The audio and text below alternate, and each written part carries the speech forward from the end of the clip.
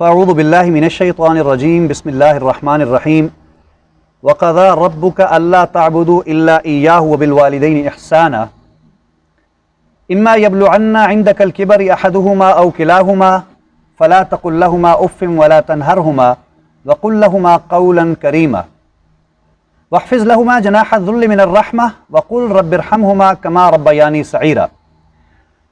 قرآن کی جو آیت میں نے آپ کے سامنے تلاوت کی ہے، اس میں اللہ تعالیٰ کیا فرما رہے ہیں کہ تمہارے رب نے فیصلہ کر دیا ہے اللہ تعبدوا الا ایاہ، کہ اس کے سوا تم نے کسی کی عبادت نہیں کرنی، وبالوالدین احسانا، اور ساتھ ہی اللہ نے کیا فرما دیا، والدین کے ساتھ تم نے اچھا سلوک کرنا ہے، احسان کرنا ہے، نیک سلوک کرنا ہے۔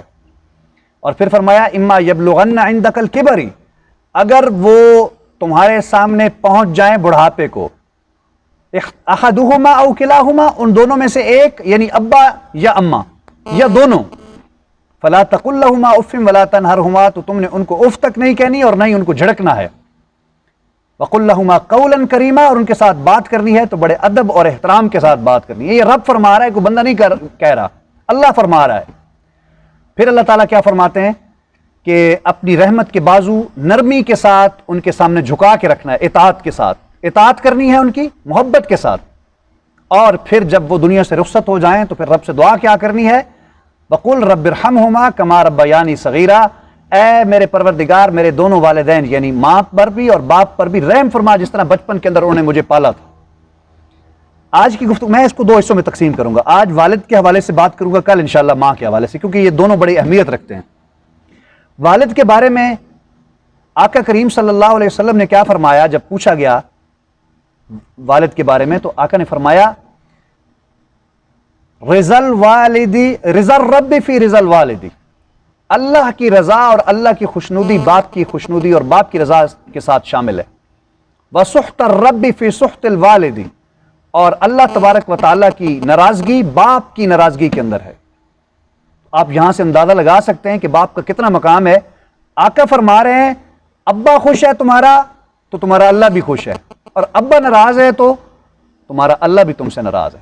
اور میں چھوٹی سی مثال دینا چاہوں گا، یہ آیت جو میں نے پڑھی ہے، اف کا اللہ تعالیٰ نے کیوں فرمایا ہے؟ وہ اس لیے فرمایا ہے کہ والدین یا والد سمجھ لیں، ماں کی بات تو کل ہوگی، جب بوڑھے ہو جاتے ہیں تو بالکل بچوں کی طرح ہو جاتے ہیں، پھر وہ ایسے ایسے سوالات کرنے لگ جاتے ہیں جس طرح بچپن میں بچہ سوالات کرتا ہے اور ابا جواب دیتا ہے اس کے بڑے پیار سے۔ اب وہ وقت آ جاتا ہے ابے پر کہ ابا بوڑھا ہو جاتا ہے اور اسی طرح بچپن جس طرح بچہ بات کرتا تھا اسی طرح ابا سوال کرنے لگتا ہے۔ تو ایک واقعہ میرے سامنے آیا کہ ایک دفعہ کیا ہوا، باپ بیٹا بیٹھے ہوئے تھے صحن کے اندر، سامنے والی دیوار پر ایک کوا آ کر بیٹھا، تو باپ نے پوچھا بیٹا یہ کیا ہے؟ تو بیٹے نے کہا ابا یہ کوا ہے۔ تھوڑی دیر گزری تو ابا نے پھر سوال کیا بیٹا یہ کیا ہے؟ اس نے کہا ابا کوا ہے۔ جب تیسری مرتبہ سوال کیا تو اس نے کیا کہا، بابا کیا میں نے بتا نہیں دیا 3 مرتبہ 2 مرتبہ تو آپ کو بتایا ہے کہ کوا ہے، آپ بار بار کیوں سوال کر رہے ہیں؟ تو باپ نے کیا کیا، باپ اندر گیا اور اندر سے ڈائری اٹھا کے لایا اور ڈائری کے اندر ایک صفحہ پلٹ کر کہنے لگا بیٹا یہ پڑھو کیا لکھا ہوا ہے۔ اور اس میں کیا لکھا ہوا تھا کہ میرا یہ بیٹا اسی جگہ پر ہم بیٹھے ہوئے تھے، چھوٹا سا تھا، بچہ سا تھا، یہ مجھ سے پوچھنے لگا ابا وہ سامنے کیا چیز بیٹھی ہے؟ میں نے کہا کوا بیٹا۔ تھوڑی دیر بعد پھر اس نے سوال کیا، سوال کرتا رہا 25 مرتبہ بیٹے نے سوال کیا کہ ابا یہ کیا ہے، 25 مرتبہ باپ نے جواب دیا، اور باپ نے ڈائری میں لکھا کہ ہر مرتبہ مجھے پہلے سے زیادہ خوشی ہوتی تھی کہ میرے بیٹا مجھ سے سوال کر رہا ہے اور میں اس کا جواب دے رہا ہوں، لیکن آج بیٹے کا کیا حال تھا کہ تیسری مرتبہ پوچھنے کے بعد بیٹا صاحب غصے میں آنے لگ گئے، اور غصے میں ذرا تھوڑا سا زور کے ساتھ انہوں نے کیا کہا بابا بتا تو دیا ہے 2 مرتبہ آپ کو کہ کوا بیٹھا ہے، آپ پھر سوال کر رہے ہیں۔ تو اللہ تعالیٰ نے اس لیے فرما دیا فلا تقل لہما اف ولا تنہرہما، کہ ایک وقت ایسا آ سکتا ہے کہ جب وہ بوڑھے ہو جائیں گے، ہو سکتا ہے وہ ایسے کوئی سوال کرنے لگ جائیں تو تمہارے چہرے پر ناگواری کے آثار نہیں آنے چاہیے، تمہاری پیشانی پر بل نہیں پڑنے چاہیے، اور تمہاری آواز کے اندر اونچائی نہیں آنی چاہیے، تمہاری آواز اونچی نہیں ہونی چاہیے غصے کے ساتھ۔ تمہارا والد تو وہ ہے کہ جس کی کمر جھک گئی ہے، جس کے ہاتھوں پہ آپ دیکھیں تو آبلے پڑے ہوئے ہیں، کس لیے؟ تمہاری خوشی کی خاطر اور تمہیں اچھے انداز کے ساتھ پالنے کی خاطر کہ تمہیں کوئی کمی محسوس نہ ہو، تمہیں ہر چیز میسر آئے، کھانے کے لیے بھی اور پینے کے لیے بھی اور پہننے کے لیے بھی۔ لیکن یہی اولاد جب اس پر ذمہ داری آتی ہے اپنے والدین کے بوجھ کو اٹھانے کی تو پھر یہ پریشان ہو جاتا ہے۔ ایک حدیث میں بیان کر کے بات ختم کرتا ہوں۔ ایک آدمی آیا آقا کریم صلی اللہ علیہ وسلم کے پاس اور اس نے آ کر کہا یا رسول اللہ میرے پاس مال بھی ہے، میرے 2 بیٹے بھی ہیں اور والدین بھی میرے مال کے محتاج ہیں، تو میں کیا کروں؟ تو آقا نے کیا فرمایا؟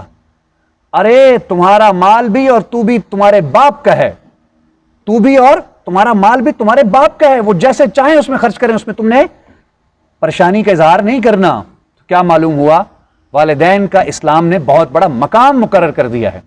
خوش قسمت اولاد وہی ہوتی ہے کہ جو اپنے والدین کا ہر لحاظ سے خیال رکھے اور قدرت کے اس انمول تحفے کو سنبھال کے رکھے۔ کل انشاءاللہ بات ہوگی تو ماں پر ہوگی۔ اللہ تعالیٰ ہمیں سمجھنے کی اور عمل کرنے کی توفیق دے۔